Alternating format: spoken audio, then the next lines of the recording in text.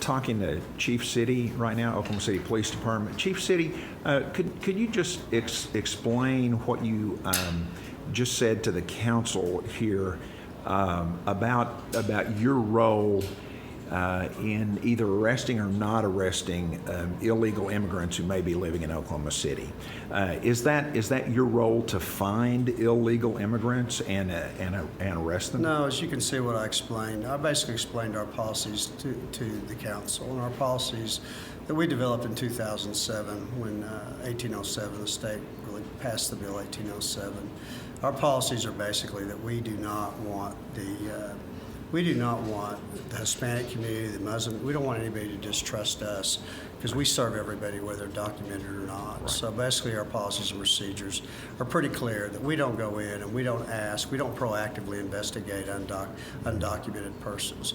If somebody calls us and a crime's been committed, we want them to report that. We don't want them to have the fear that we're going to come into their house, ask everybody if they're documented or not, and then make a determination, make an arrest, because we don't make arrests on immigrations. That is not our role. That is not our responsibility. So there are consequences to you being able, your officers to being able to effectively police this community based upon whether you agree to try to be the first line of catching illegal immigrants or not, right? Well, could you talk a little bit about that dynamic? Undocumented persons don't want to call the police because if they fear that we're going to arrest them for not being here legally, then they're not going to call us. Well, a crime's been committed. We need to know if a crime's being committed. We need to treat that person like we do everybody else. Right. So if they have that fear of that, then they're not going to call us. And we've had those situations at times, like during 1804, when we had a considerable number of robberies that weren't being reported, that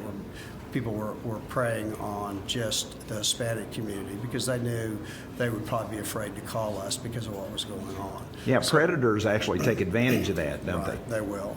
So it's about building trust. We can't do our job unless we have people that trust us to call us and let us help them. Mm-hmm. Well, if they feel like a family member is going to be asked if they're documented or not, they may not call us. And we don't want that. We don't want a lady that's been raped. We don't want a person that's being abused, domestic violent abuse. We don't want somebody that's that has child abuse not to call us for they're afraid because somebody else that's living in their house or may be there is undocumented and they don't want them sent back. So we're not involved in that. We're not involved in the investigation. We do work with ICE if they have criminal warrants and they do things that they have the responsibility to do. They're a law enforcement agency.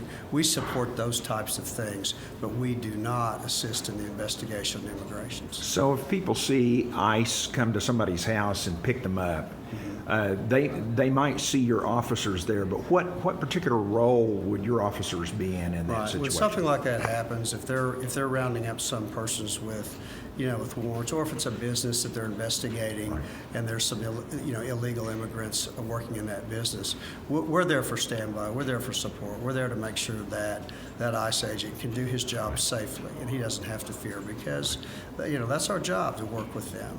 But it's not our job to be proactive in investigating those. We don't have the training, we don't have the expertise, nor do we want that, because we have a job to do in investigating crime in this community. So we're usually there just on support.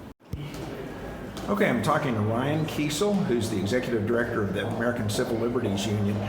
Ryan, Chief City tried to assure the City Council that they are not in the same business as ICE, which does immigration enforcement.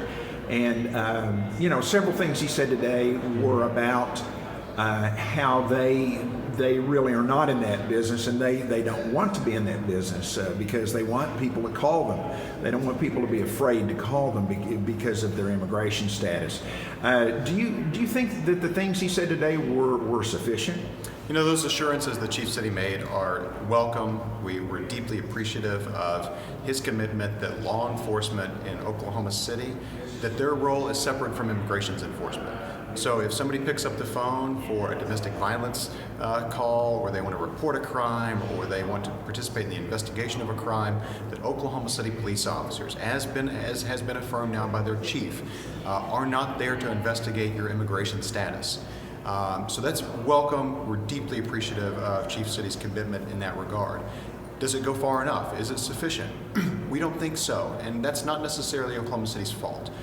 We have House Bill 1804, which was passed in 2007, which requires municipalities, including Oklahoma City, to comply with certain reporting requirements whenever they arrest individuals for certain crimes.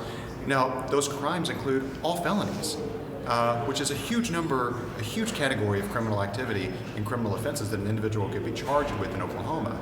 So there is still some fear there, and we would ask that the leader of the state's largest police department, the city council for the state's largest city, would go to the state legislature and say, listen, we know that you think that this is a good thing, but for the folks on the ground that are enacting this, the wisdom and the necessity that you think is here just does not exist. And frankly, it creates distrust between police departments and the communities that they serve.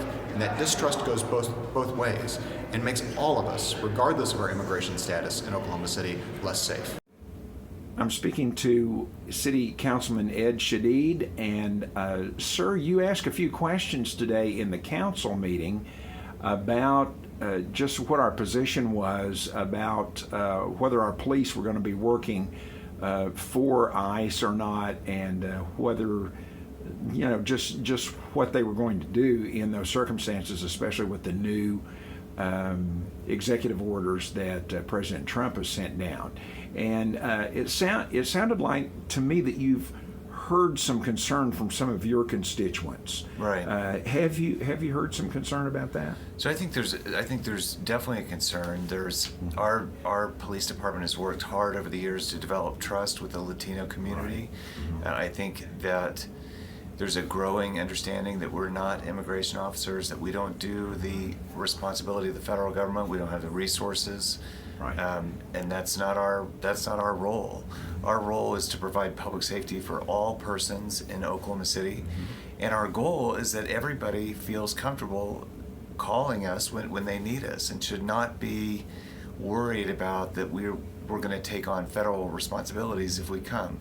And I think that the best and maybe most important example is domestic violence, and anyone who is a victim of domestic violence should feel comfortable calling the Oklahoma City Police Department for help, regardless of any documented status or undocumented.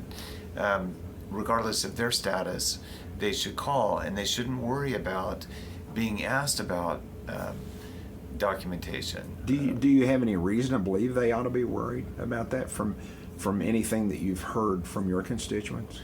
So constituents, the fear is real, and the fear is that, let's say a woman, could certainly be a man, but let's say a woman calls and wants to report domestic violence, that the police would come in, that they might ask other family members, you know, who are you? Can I see your papers? And start asking questions. And I think what we heard from Chief City today is that we're not going to do that. That's not our role. That's not our concern. We're only concerned with the individual for whom there's physical evidence of assault, and then that person would be taken into custody. Now that person could be asked about their status, but everybody else in the household would not be asked. And that's an important fear that we have to overcome, is that if we call, other people who weren't involved in the crime are going to get dragged into this. Another thing I heard is a concern that the police will just arrest everybody. They'll arrest both spouses and sort it out at the county, and so the person that made the call could face questioning. But it doesn't happen that way. We're only going to take into custody the person for whom there's physical evidence of assault or a crime.